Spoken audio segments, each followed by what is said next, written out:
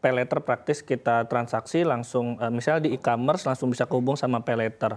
Kalau misalnya kartu kredit ya ada step-step lagi, masih harus masukin kode autentikasi dan lain-lain. Jadi masalah praktis ini yang kemudian membuat pay later akhirnya banyak yang pakai. Terus juga kemudahan untuk mendapatkan limitnya.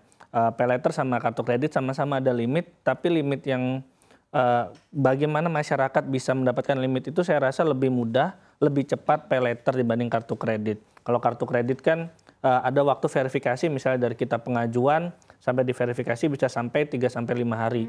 Tapi kalau pay later 24 jam syarat KTP udah bisa langsung dapat limit. Saya rasa itu yang kemudian perbedaannya. Jadi limit dan juga praktisnya dari perbedaan pay later dengan kartu kredit. Iya, dan dengan pay later tuh rasanya semua bisa mengakses ya, bisa siapapun bisa mengakses ya, terlebih yang belum punya KTP ya pasti nggak akan bisa, tetapi lebih terjangkau dan nggak perlu dilihat profil resikonya. Jadi orang bisa punya pay later di banyak akun sekaligus. Jadi sebenarnya kalau dilihat dari satu sisi, kalau ngomongin amanan kartu kredit sebenarnya ya, karena ada kurasi dulu, ada melihat profil seorangnya dulu dibandingkan pay later, gimana? Iya, kalau aman memang jauh lebih aman kartu kredit menurut saya, karena itu tadi ada kurasi, kemudian ada verifikasi, dilihat ini yang pengajuan ini bagaimana profilnya, profil keuangannya, dilihat juga bahkan misalnya kita punya kartu kredit di beberapa bank, ada 3 kartu kredit, itu dilihat juga tuh. BI cek dulu ya? Iya, BI cek dulu, dan kalau kita BI cek kan itu bisa keluar semua data-data hutang kita.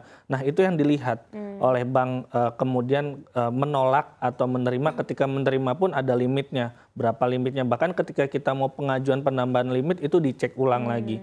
Kalau pay later saya rasa sangat mudah, di berbagai aplikasi sekarang udah nempel di e-commerce, baik itu yang retail maupun wisata, bahkan udah mulai ada pay later, bahkan ride hailing juga sekarang ada pay letternya. Jadi kemudahan itu sih yang jadi pembeda, kemudian menarik masyarakat untuk menggunakan pay later. Iya, yang unik ini jalan-jalan aja bisa. Jadi kita bisa pergi dulu ke destinasi tersebut, bayarnya masih bulan depan gitu. Itu lucu sih. Betul. Ya. Itu juga bukannya lucu kali ya, itu juga lebih kadang ada menjerumuskan juga nggak sih? Karena sebenarnya jujur ya, aku punya sempat coba pay later yang soal pergi-pergi itu. Jadi memang tiba-tiba, dan aku emang karena bayarnya terus lancar, dan itu dinaikkan 2 kali lipat gitu. Dan itu besar banget gitu. Dan itu semudah itu begitu kan, artinya kan itu juga artinya buat orang-orang tertentu itu juga godaan seperti jebakan. Itu gimana sih kita buat hati-hati soal pay later itu? Ya, jadi ada fakta menarik sebenarnya soal pay later maupun pinjol. Karena di Indonesia sendiri masyarakat yang punya akun bank itu baru kisaran 40-50%. Artinya sampai masih ada 50%-an bahkan lebih masyarakat Indonesia yang belum punya akun bank. Artinya akses untuk mendapatkan kartu kredit ini masih sedikit. Nah ini yang kemudian pasar ini yang dimanfaatkan oleh pinjol P2P untuk mereka menarik nih orang-orang yang belum punya akun bank untuk misalnya akses ke kartu kredit, sehingga pay later ini kemudian menjamur. Kalau misalnya penggunaannya lebih praktis, otomatis masyarakat lebih banyak yang pakai, tapi masalahnya adalah bunganya yang tentu saja jauh lebih tinggi dibanding bunga kartu kredit. Yang bervariasi itu tadi ya? Iya, bervariasi, dan kalau pay later ini kan bisa cicil sampai 12 bulan. Nah ini yang juga sebenarnya menjadi menarik, walaupun sebenarnya kartu kredit juga bisa kita cicil. Tapi untuk kartu kredit kita harus pengajuan lagi. Sedangkan di misalnya pay later di aplikasinya ketika kita mau payment udah tinggal pilih. Nah itu kemudahan-kemudahan itu yang tidak ada di kartu kredit tapi ada di pay later, sehingga itu yang kemudian membuat masyarakat dengan gampangnya bisa mengakses pembiayaan pay later itu. Oke, Mas, kalau misalkan kita berbicara tentang bunga nih, bunga mana yang lebih, kita nggak bisa bilang lebih kompeten, tetapi mana bunga yang lebih reachable deh, yang lebih meringankan dari antara pay later dan kartu kredit? Kartu kredit ya, jauh lebih ringan. Kalau nggak salah kartu kredit itu bahkan ada beberapa bank yang bunganya itu di bawah 1% per bulan. Jadi tenornya lebih panjang, ada yang sampai 48 bulan, itu kalau nggak salah bunganya hanya 0,98 atau 0,9 sekian persen, artinya di bawah 1%. Nah kalau pay later itu bunganya bisa sampai 2% lebih, 2,5 atau bahkan lebih dari itu. Jadi memang kalau secara nominal lebih gede pay later dibanding kartu kredit. Tapi saya rasa gedenya bunga ini ya gede pay later membayar kepraktisan itu sih. Kemudahan mendapatkan akses, kepraktisan dan verifikasi yang cepat. Ya itu makanya bunganya gede dibanding kartu kredit bunga yang kecil. Mungkin kalau di secara nominal ya pay later. Ya, jadi masyarakat dihadapkan mau murah tapi verifikasinya rada lama dan rada ketat atau mau bunganya mahal tapi cepat. Iya, Gitu. iya, iya. Saya baru kepikiran bener ya, ride hailing yang saya gunakan pay later itu saya pakai limit 200.000, fee-nya 10.000 tuh artinya 5% ya bunganya.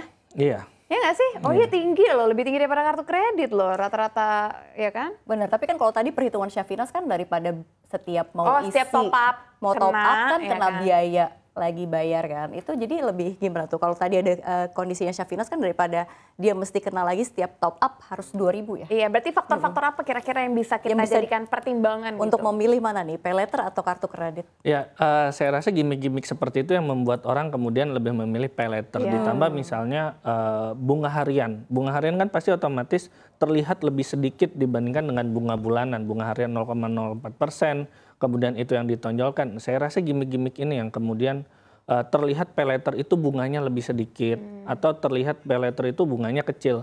Padahal kalau misalnya kita total per bulan untuk dibandingkan dengan pembiayaan yang lain, jatuhnya mungkin lebih mahal.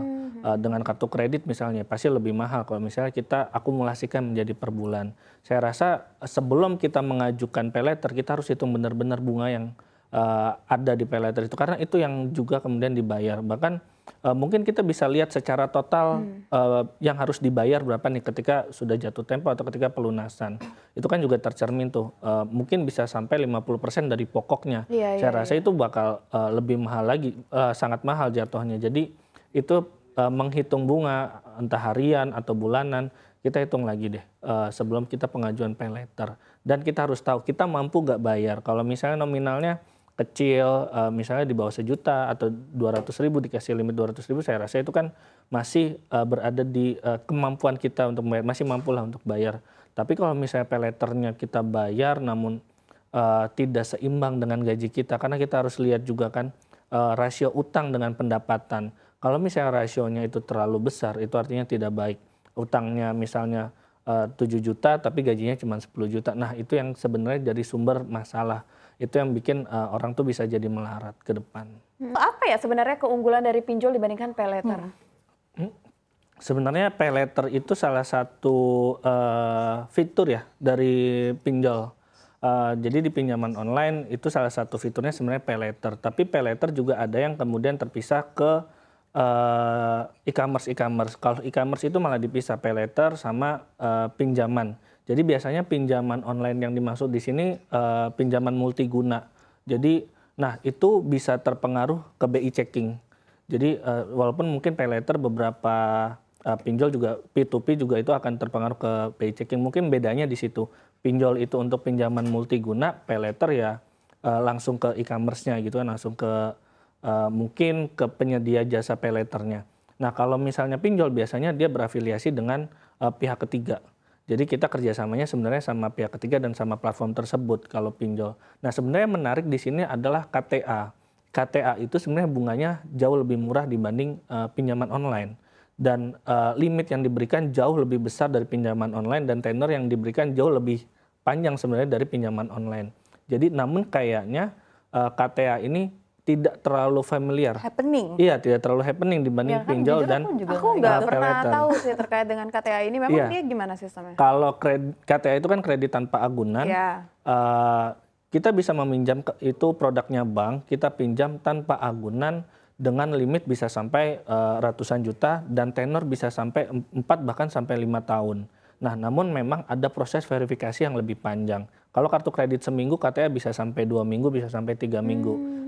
Verifikasinya lebih ketat namun bunganya jauh lebih murah dibanding pinjol. Bunga KTA itu bisa di 2 sampai 2,8%. Sedangkan pinjol bahkan kalau misalnya kita hitung bunga harian itu bahkan bisa sampai 12% atau 10%.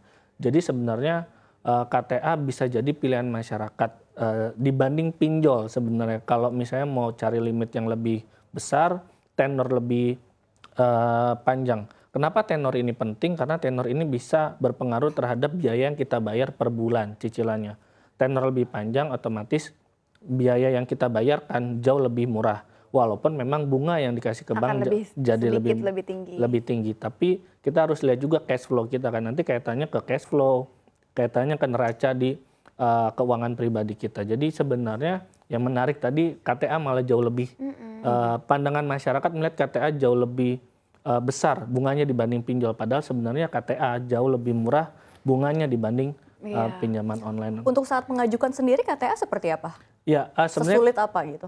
Kalau dulu mungkin sulit ya karena kita harus ketemu, kita harus ke banknya, kita ngasih data-data. Namun sekarang beberapa bank bahkan sudah ada KTA online. Jadi nggak sampai 1 menit data kita udah ke verifikasi untuk verifikasi awal, BI checking dan segala macam. Sebenarnya sekarang dengan perkembangan teknologi dan tren digitalisasi perbankan, produk-produk kredit konsumer seperti KTA atau kartu kredit malah pengajuannya sekarang sudah lebih gampang lewat aplikasi bank. Sekarang sudah mulai terintegrasi tuh. Biasanya kan aplikasi di perbankan mobile banking itu hanya untuk deposito atau transfer bunga aja, tapi sekarang sudah bisa untuk pengajuan kredit juga. Jadi saya rasa bank sudah mulai mengejar paylater, teknologi paylater maupun pinjol untuk masalah kemudahan dan kepraktisan. Memang mungkin lebih familiar atau lebih trennya lebih ke pinjol atau paylater. Iya, kayaknya kalau berbicara tentang KTA ini sebenarnya lebih ke masalah masyarakat teredukasi atau tidak terkait dengan ada sosialisasinya KTA. Sebenarnya mungkin udah produk lama ya KTA ini bukan hal baru. Kita pun sendiri aja karena kita taunya kartu kredit ya kita nggak tahu KTA. Padahal ini KTA ini sebenarnya produk lama. Tapi Mas menyinggung apa yang tadi disampaikan oleh siapa penyanyi dangdut tadi? Rhoma Irama, di otak saya Iwan Fals. Tutup lubang. Iya kan menyanyikan gali lubang, tutup lubang gitu kan. Dia pinjam di satu pinjol, lalu untuk membayar lagi dia pinjol lagi ke tempat lain. Akhirnya begitu aja terus. Akhirnya perputaran dari utang ini sebenarnya nggak selesai-selesai.